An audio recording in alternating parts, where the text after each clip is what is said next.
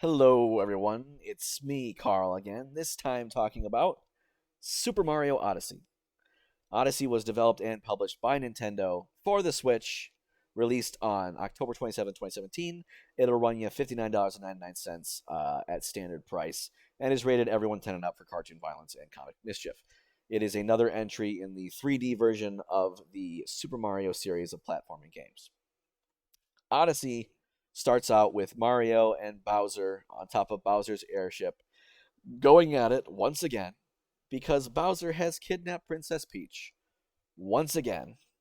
This time, his plan being to force Peach to want to marry him by making the best wedding ever and hoping that, I guess, she will become infatuated with him and agree to marry him. Anyway, as they're squaring off, it doesn't go well for Mario. He is knocked off the ship, and in the process, his beloved cap is shredded in the propeller of the ship.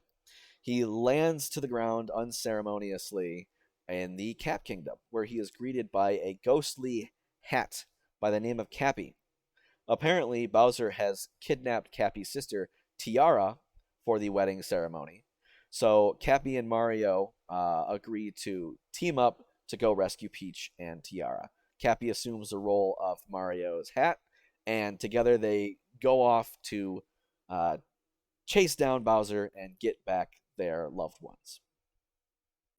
So, in terms of my personal anticipation for Odyssey, not gonna lie, I've only played, at the time I had only played Super Mario Sunshine. I hadn't played 64 or either of the Galaxies.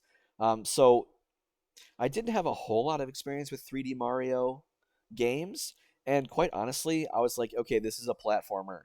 Like, why everybody's giving it a 10 out of 10, but how good can just a platformer be? You know, can you really push the envelope with just running and jumping?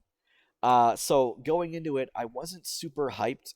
I just thought people were okay. It's Mario, so I'm gonna give it a 10 out of 10. But hey, I'm gonna check it out absolutely. So how good can it be? The answer, pretty dang good. I'm just gonna get that out of the way. This is not gonna be a video about why I actually don't like Super Mario Odyssey. I am absolutely on the 10 out of 10 train. Hopefully, I will give some valuable insight as to why I felt that way. So let's dive into it. The gameplay itself, pretty darn smooth. Like any Super Mario game, the big focus is on how Mario controls and how he feels. You get a lot of the same moves, and by moves, I mean pretty much jumps from other games: long jumps, triple jumps, crouch jumps, ground pound jumps. You can dive in the air, you can roll on the ground, all sorts of different things.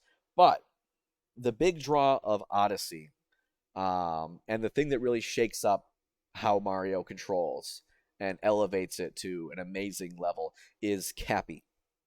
So Cappy assumes the role of Mario's hat, and there are two big things Cappy can do. One of them is capture enemies. If you hit certain enemies with Cappy, he'll go on top of that enemy, and Mario will essentially possess that enemy, and then you can control them. So each one of these enemies has their own specific control, and each one of them uh, contributes to puzzles, and is necessary to complete certain things in its own unique way. And that's one thing that's amazing, is the sheer amount of different things that you can possess: Paragoombas, tanks, birds that can stick their beaks into walls, wigglers that can extend and contract at will, stuff like that. So that really shakes things up and makes it so that with every kingdom, those are the names of the worlds you go to, you have all sorts of different ways to interact with the environment. And the other way seems kind of benign, but it's the fact that Cappy can hold his position in the air or on the ground, and Mario can bounce off. Those two things surprisingly expand how far you can jump, how high you can jump, how controlled you can be in the air. All those two things increase those attributes immensely. Essentially, what you can do now is, instead of just like doing a long jump over a chasm. You can do a long jump, throw Cappy, keep him out floating in midair, dive on Cappy, bounce off of him, and then I believe throw Cappy and then dive again. You can't bounce again. Dive again to clear a much wider space. And because you can kind of throw those in anywhere, it exponentially increases the number of things Mario can do. And it's really game breaking with all the different things you can do. And you might think, okay, well that's not really cool because if you can just break the game, then like kind of what's the fun in that if all of the challenges the developers have set out for you can just be bypassed by the inherent engine of the game, how the game is programmed. And the reason it's fun is because the designers know how they want you to do it, but they also know that it can be broken. Now, what do I mean by that? The best example I think is in one of the kingdoms. There is a cliff with a wall on it, so seemingly you can't jump around. There are blocks underneath, and so what you think you need to do is trick an enemy into blowing up the blocks so you can pass. But later, you encounter a Koopa race where you can race some other Koopa Troopas, and one of the Koopas will jump off the side and then dive back onto the other side. So that Koopa knows how to break the rules, and it's for that reason that Super Mario Odyssey elevates itself above other platforming games. Because if you're smart enough and you're skilled enough and you're creative enough, you can beat the game so much more quickly and you can get the objectives so much more easily or efficiently. And that's one thing that I really, really love about this game. Now, I haven't really talked about the objectives of the game yet. The objective of the game is to find power moons, to power up and sometimes repair your ship, the Odyssey, so that it can fly farther and catch up to Bowser's ship, so that hopefully you can catch up to him and rescue Princess Peach. So you get these moons, they're scattered all throughout every kingdom that you go to. And the cool thing is, a lot of them at the start are really easy to find and really quick and snappy to find. Ground pound a special looking patch of ground. Moon. Sit down next to the lonely guy on the bench. Moon. Hit the shiny bird. Moon. It's so easy to get the moons to start. It's like instant gratification. Like, gimme, gimme. And normally I wouldn't say that that's good game design. Like, just, you don't really have to work towards anything. But you quickly run out of the really easy ones to get.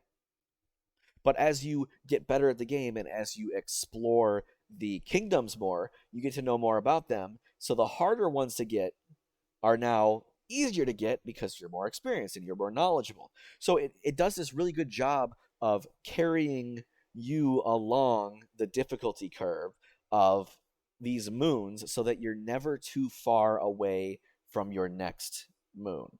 You're never far away from your next hit of dopamine because hey, I got a moon. And I really think the moons are expertly placed so that you are constantly getting that satisfaction of getting another moon and another moon and another moon.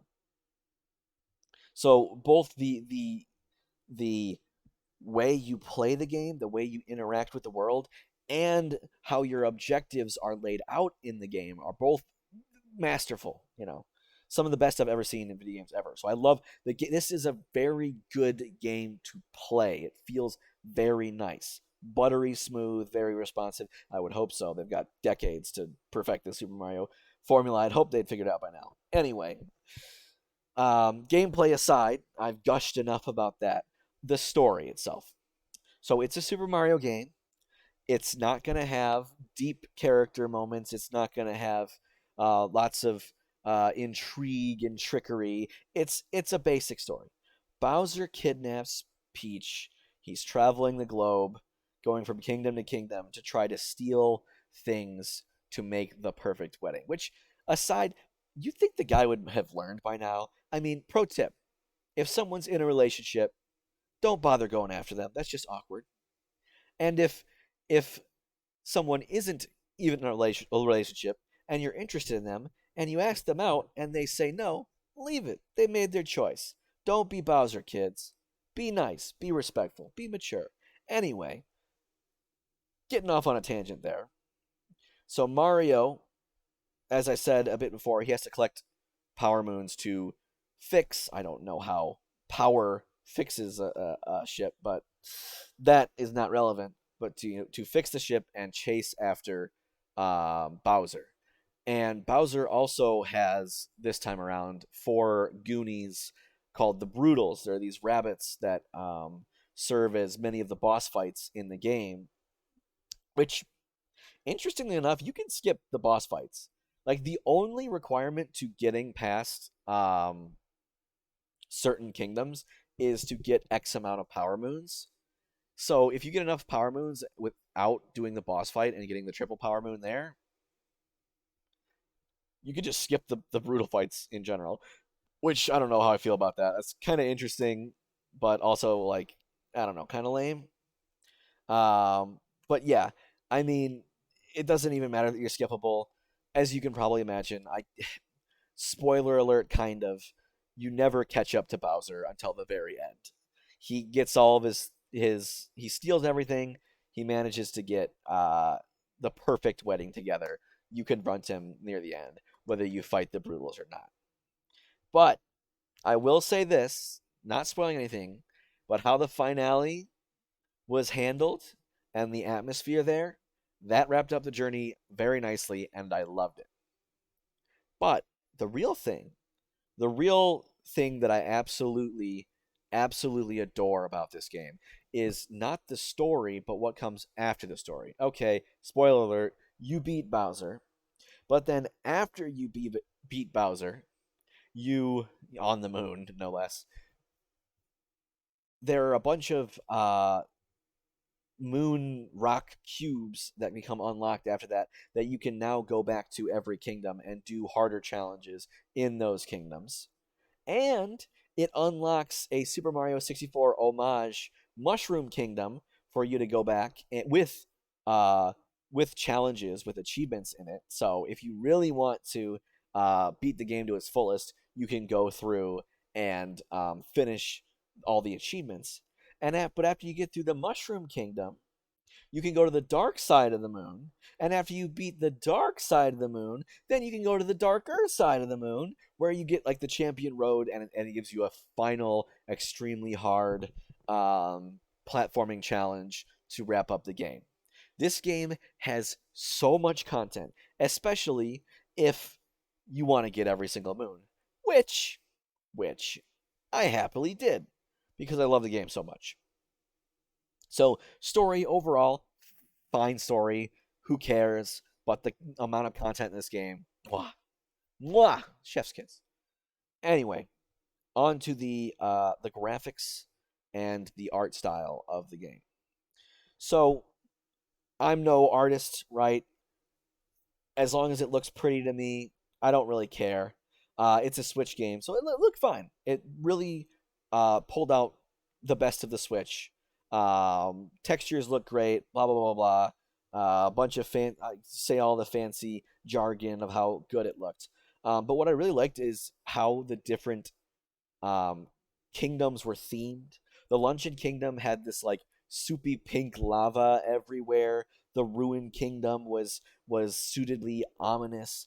The Wooded Kingdom is a forest combined with like steampunk machinery type thing. Bowser's Kingdom is this ancient feudal Japan samurai kingdom vibe. Each and every kingdom you go to has its own theme, and that theme, while not always executed in the way that you would traditionally think, is executed very well. And I'll say, having a giant fight with a lightning summoning dragon, real looking, realistic dragon, is pretty darn cool. Overall, I like the art direction that they went for. I have no complaints about how the game looked. And then on to finally music. Again, Just as I am no art critic, I am no music critic.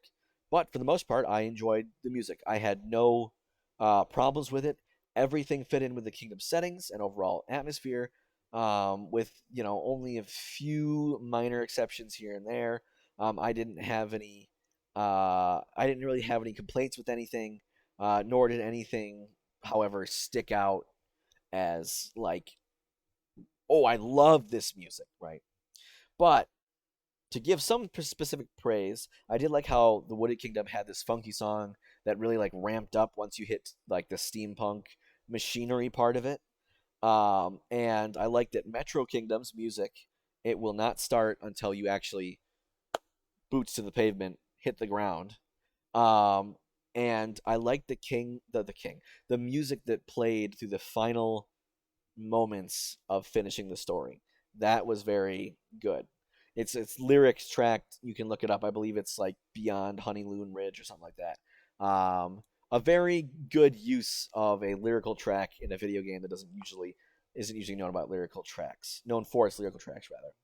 But there is one music gripe about a lyrical track that I don't hear a lot of people sharing out, and it's a problem I have with kind of the main theme of the game. I don't think you can necessarily call it the main theme, but it's like kind of the main marketing theme. It's the one everyone thinks of. It's Jump Up Superstar. Granted, I really like the upbeat tune, and I think overall its general use in the game was appropriate in terms of tone. But my God, the lyrics are the most on the nose, basic thing I have ever heard of. It sounds like the person who wrote it had only like a bare minimum superficial knowledge of the Mario franchise and just like wrote the lyrics based off of that and throw in like the generic pop whatever. So I encourage you to listen to it yourself or read the lyrics for yourself, and really pay attention to the words that they're saying because let me just read off some of it. So pull it from a few stanzas in. Oh, we can zoom all the way to the moon from this great wide wacky world. Jump with me, grab coins with me. Get it? Cause Mario, you grab coins. Oh yeah, it's time to jump up in the air. Mario jumps. Jump up, don't be scared. Jump up and your cares will soar away. Because Mario jumps. And if the dark clouds start to swirl, don't fear, don't shed a tear, cause I'll be your one up girl. It's like, what? They just like shove. Ooh, Mario, he grabs coins. Boom, one up. He gets one ups. There you go. He jumps. Boom, throw that in there. It's just, I would hope the Japanese version is better. I haven't looked into it in depth, but this is like the international version is the English version, and it's just I hate the lyrics so much. Anyway, I encourage you to look them up yourself. But it's like at the end of the day, it's not a huge deal because you're not really paying attention to the lyrics while you're playing the song. While you're playing the game during the song playing. But oh, I made the mistake of listening in, and I just every time I hear that song, I'm kind of like, oh. But in any case, wrapping up music, all lyrical gripes aside, I love Super Mario Odyssey. I didn't think I would love it this much, but I do. The best word I can use to describe Odyssey is fun. Granted, yes, video game is fun. Water is wet. Dirt is dirty. But in all honesty, I mean fun in like the truest sense of the word. Not fun like good, but fun as in that feeling that you get when you were a young child running around on a mild summer day with your friends, not a care in the world. That kind of fun. That is the fun that I associate with Super Mario Odyssey. To put it in a different kind of more abstract perspective, sometimes I imagine that a video game has locked away inside it a reserve of fun, of enjoyment, whatever you want to call it. And it's the developer whose job it is to program the game in such a way that that fun is the easiest it can be to access. Some games, in order to have fun, you need to grind a lot early on. Maybe go through a bunch of boring text. Maybe do some fetch quests before the main story can continue on. And those are games that may have a lot of fun locked away, but it's locked away.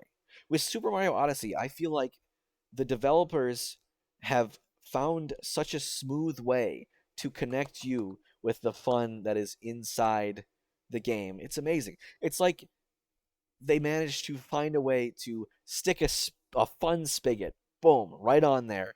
And every time you turn the game on, you just open up the spigot and you go. You just let the fun flow over you. I don't know if that makes any sense, but it's how I feel about it, so god dang it, it's going in the video. And so, for that reason, obviously, I will give Super Mario Odyssey the 10 out of 10 it deserves.